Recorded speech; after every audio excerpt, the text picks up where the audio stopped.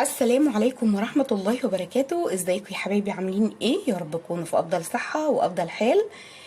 الفيديو بتاع النهاردة سهل وسريع وخفيف، بس للأسف هو بيؤرق ناس كتير جدا جدا. ازاي يسووا البيض بطريقة صحيحة وكمان البيضة تطلع سليمة منهم وما تتجرحش. تعالي معايا هوريكي ازاي انا بطلع البيض حلو قوي زي ما انت شايفاه كده قدامك. انا بجيب بيض الكميه اللي انت عايزاها وببتدي ان انا اغسله كويس قوي واحطه في قلب الحاجه اللي انا هسويه فيها. انا حطاه في قلب حله صغيره، وهو ده المكون السحري بتاعي، الخل. الخل مهم جدا جدا في تسوية البيض بالنسبة لي أنا شخصيا، حتى علشان خاطر ما بيخليش ولا انسي بقى خالص ولا بيضة تتجرح معاكي. يعني لما تستخدمي الخل استخدميه وادعيلي بقى من هنا لبكرة.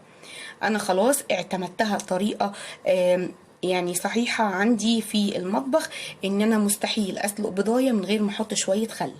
زي ما انت شايفه كده وانا بقشر معاكي هتلاقي كل البيض مفيش ولا بيضه اتجرحت ابدا ابدا معايا.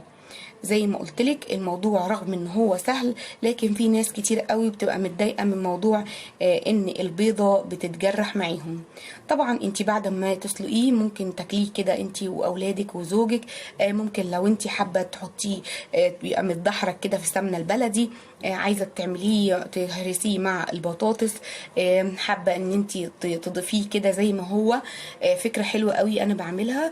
بهرس البيض وبحط عليه سمنه بلدي وبناكله كده جنب الفطار مع شويه فلفل واسود وملح.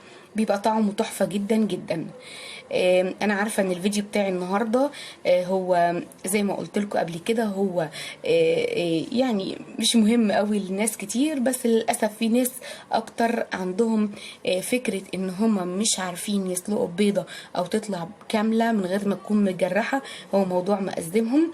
يا رب الفيديو بتاعي النهارده يكون عجبكم واكون كنت خفيفه على قلبكم. ما تنسوش تعملوا لي لايك وشير للقناه لو لسه اول مره تدخلوا عندي. والسلام عليكم ورحمة الله وبركاته. باي باي.